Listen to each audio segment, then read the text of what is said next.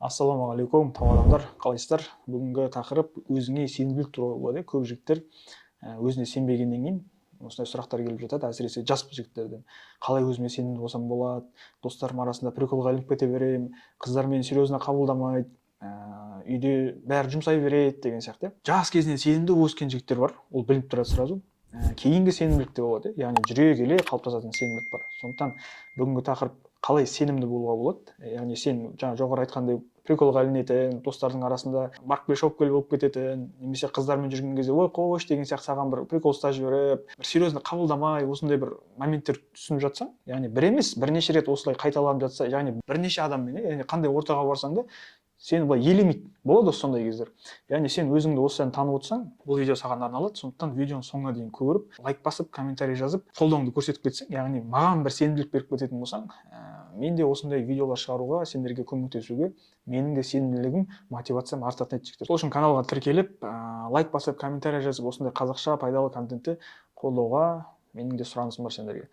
Бүгінгі тақырып қалай өзіңе сенімді болуға болады. Енді қалай сенімді болуға болады? Қыздарға құрметті болуға болады, сенімді болуға болады. Сенімді жігітте ақша да болады, байқасаң, сенімді жігітте дұрыс ортада болады, сенімді жігітте сый құрмет те болады, және сенімді жігіттер қыздармен оңай танысады, байқасаңдар. Өйткені қыздардан сұрасаң, қандай жігіттер ұнайды деген кезде, көбінде бірінші айтатыны ол өзіне сенімді жігіттер ұнайды деп айтады.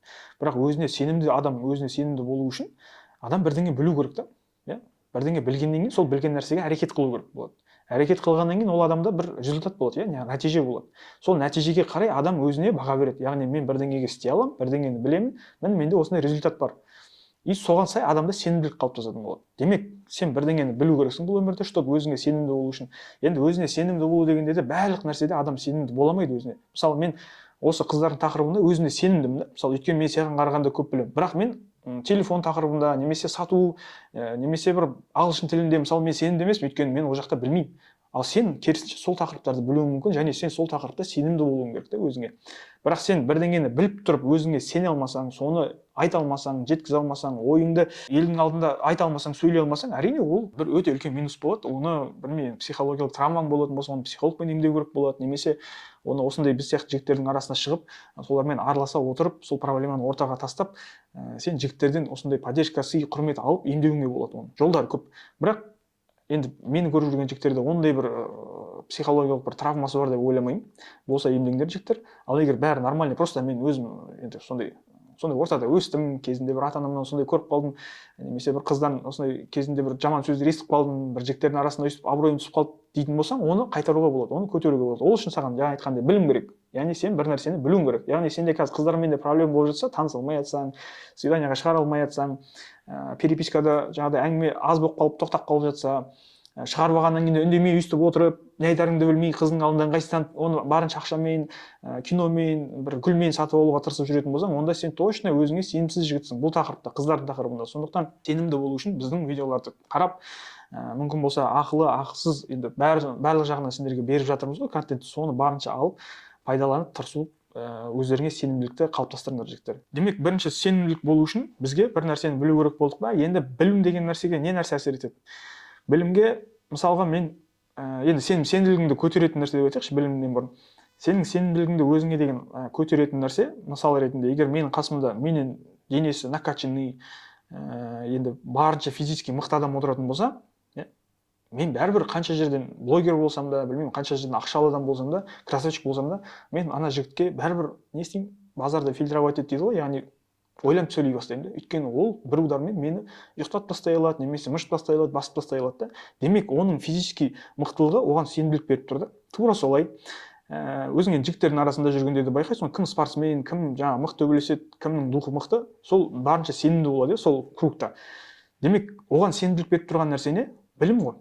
Білім деген не? Ол құра алады, дұрыс ұра алады, біреуді қадап тастай алады. Яғни оның спортивный бір физический мықтылығы бар, сенімділігі бар да. Демек, сол сенімділікке қарай ол өзін ортада, любой ортада көрсете алады, мықты ұстай алады.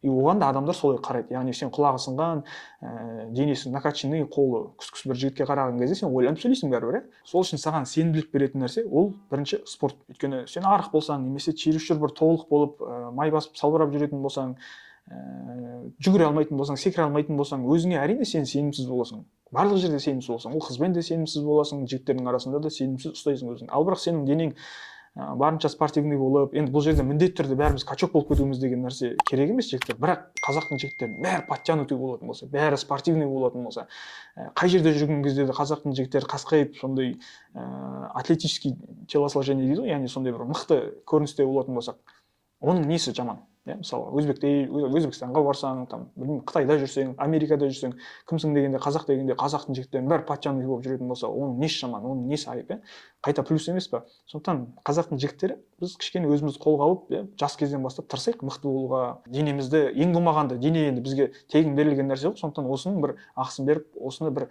барынша қалыпқа келтіруге тырысу керек. Өйткені бұл саған сенімділік алып келеді. Демек, бірінші нәрсе денеңді, физикалық сыртқы бейнеңді қалыпқа келтір. Міндетті түрде качок болып кету міндетті емес, бірақ сенің спортпен айналысатын ол саған бір қараған кезде көрінеді, білінеді. Спортпен айналыспайтын адамға бір қараған кезде ол да білінеді.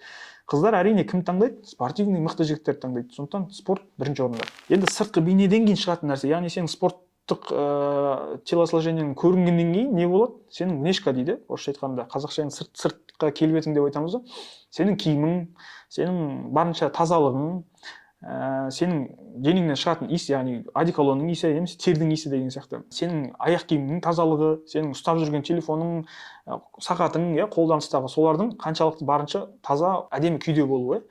Мысалы, бір жігіттер сумка ұстап алады, барсеткасын, бірақ барсетка жуысы тозып кеткен, жыртық, бірақ сонда да ұстап жүре береді.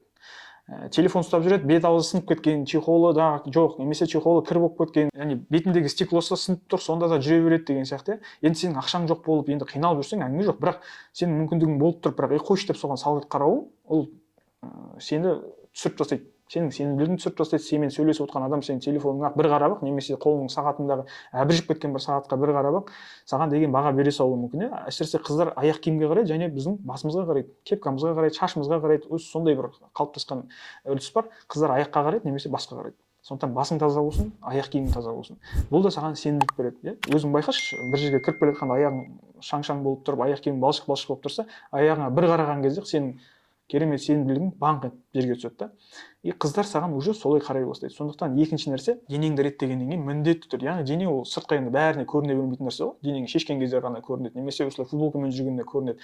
Ал сенің сыртқы киімің, оның тазалығы, сенің одеколоныңның иісі. Кстати, одеколон туралы біз отдельно бір видео түсіреміз.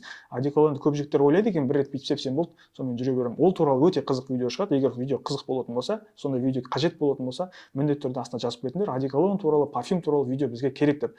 Біз ол туралы отдельно бір өте қызықты, пайдалы, сендер бұрын естімеген, білмеген ақпараттармен бөлісетін боламыз. Ол туралы мен де білмегенмін, мен де жақында білдім, сондықтан мен соны бөлісуге асықпын. Енді внешка, жаңа айтқандай, басыңның тазалығы, тісіңнің тазалығы, үстіңнің тазалығы, киіміңнің тазалығы, киіміңнің қаншалықты саған жарасымды болуы, мына жаққа Nike деп, Dolce Gabbana деген жерге кепкаларыңды үлкен жаңа логотиппен киіп алатын болсаңдар, ол сені сырт келбетте енді өзің үшін мүмкін әдемі деп ойлауы мүмкін, бірақ сырт қараған адам оған онша баға бермейді, білетін адамдар. Сондықтан киімге де сәл жігіттер ұқыпты болу керек, өзіңе жарасымды, өзіңнің денеңе тұратындай киім кию керек. Мүмкін болса классика, әрине классика бәріміз киіп жүре алмаймыз, бірақ классика киетін, классический киім жүретін жігіттерді көбінде қыздар таңдайды екен. Өйткені ол жігіттердің фигурасы әдемі көрінеді классикамен, ол жігіттер более ақылды болып көрінеді екен, зерттеуге қарайды. Сондықтан киімге де, тазалыққа да, одеколонға да мән беру керек. Шаш сақалың енді әбіржіп, басың май-май болып жүретін болса, сен қанша жерден дұрыс әңгіме айт, қанша жерден накачанный качок бол, қанша жерден мыс-мыс ақша ұстап тұрсаң да, сені деп қарайды да, енді бір пайдаланып кеткісі келіп, сені білмеймін енді деген сияқты әңгіме болып қалады. Қыздарға қатысты айтып отырмын. Жігіттерде енді сен басың май болып кір-кір болып жүрсең, сенің қасыңда айтады ғой, бауырым жұмсайшы, енді қарасайшы өзіңе, или одеколоныңды сепсейші деген сияқты, или мына киіміңді ауыстыршы деп айтады. ол да минус та. Сондықтан сақа-сайдай болып жүрсек, оның несі жаман? Жаңа айтқандай жоғарыда қазақтың жігіттерінің бәрі накачанный, сондай красавчик болса, ол бізге плюс емес па? Сондықтан үлес қосыңдар. Бәріміз қазақтың жігітіміз ғой. Үшіншісі білім. Менің бір досым бар, мысалға, Мағжан деген, көріп отырса өзі білетін шығар. Ол бір камазист, өзі май-май болып жүреді, үнемі камаз айдайды, әлі де камаз айдап жүр. Құдайға шүкір, сонымен бала шағасын асырап жүрген жігіт қой. Бірақ сол жігіт мен білмедім да. Енді камазист деп сыртынан қарайсың ғой, қатты мойындай бермейсің ғой осындай жігіттерді. Араласып жүргеннен кейін өзім кластасым. Сол жігіт Астанаға барған кезде бір торговый центрде керуенде пианино болды бір уақытта. Сол пианино отырып ойнап кеткен кезде мен ана жігіт туралы көзқарасым өте қатты өзгерді. Мен Мағжанды бір май болып жүрген бір камазист деп енді қабылдадым ғой, енді солай араластым ғой. Мен бірақ ана пианино ойнағаннан кейін мен Мағжанға деген қарым-қатынасым өте қатты өзгерді. Өйткені мен ондай өнері бар екен білген жоқпын. Пианиноны кез келген адам ойнап кетпейді негізі. Оған да уақыт керек, оған да үйрену керек те. Бірақ анау әдемі бір мелодияны ойнап кеткен кезде бәрі қарап қалды да ол жігітті. Оны сыртынан көрген адам ешкім оны композист деп ойлаған жоқ та, менен басқасы. Сондықтан осындай білімің болатын болса сенің, яғни басқалар білмейтін, мысалы сен ағылшын тілін білуің мүмкін, сен IT-ді, компьютерді өте қатты шашуың мүмкін, бірақ сен соны көрсете алмасаң, сен соны өзіңді сата алмасаң, оны ешкім білмейді. Сондықтан сенің осындай білімің сенің көп жерде өзіңе деген сенімділікті арттырады да, және сені басқа адамдардан жоғары етеді. Яғни менің көзқарасым Мағжанға қатты өзгерді ғой. Енді мен Мағжанды уже композист деп қабылдай алмаймын. Мен оны уже оқытаймын. Мынау жігіт интеллигент, уже мынау бірдеңені біледі. Бұдан кейін тағы да бір өнері бар шығар деген сияқты. Менің оған деген көзқарасым қатты өзгерді. Яғни менің құрметім өсті да оған. Мүмкін ол даже ағылшын тілін үйреніп жүрген шығар қазір да. А мен оны әлдеқайда бір композист деп ойлап жүрмін да. Мысалға айтқанда. Демек сені де көп жігіттер мойындамауы мүмкін, потому что сенің қабілеттеріңді білмейді. Ал сенде сондай қабілеттер көп болатын болса, ол сенің сенімділігіңді арттырады қыздардың алдында да, жігіттердің алдында. Сондықтан сен енді барынша пианино үйрен деп отқан жоқпын, бірақ домбыра тартып үйренуіңе болады, ағылшын тіл жаттауыңа болады, спортқа баруыңа болады, там новый бір курсты өтуіңе болады деген сияқты. Және қыздарға қатысты сенің тағы да сенімділігіңді арттыратын нәрсе ол осындай біздің контенттерді жібермей қарау. Инстаграмда, тиктокта, ютубта, және біздің ақылы курстарымызға қатысу. Өйткені біз бұл жерде айтатын нәрсенің біз 5-10%-ін ғана біз сендерге тегін береміз да, қалғанын біз ақылы курстарға саламыз. Сол үшін кім қыздарға қатысты өзіне сенімді болғысы келсе, қыздарға қатысты тақырыптарды тақылдап тұрғысы келетін болса, біздің тегін сабақтардан, тегін видеолардан бөлек ақылы сабақтарымызға да қатысуға жігіттер кеңес беремін. Өйткені ол жердегі тақырыптар мүлдем басқаша болады. Ал видео ұнаса лайк басамыз, комментарий жазамыз. Қалай сенімді болу тақырыбын енді түгел ашып тастадым деп айта алмаймын, бірақ осы кеңестердің өзі сені біраз жерге апарады. Ал мен сенімді болу үшін, осындай тақырыптар шығару үшін сендердің лайк пен комментарийларың, подпискаларың керек. Келесі видеоға дейін қоштау деймін.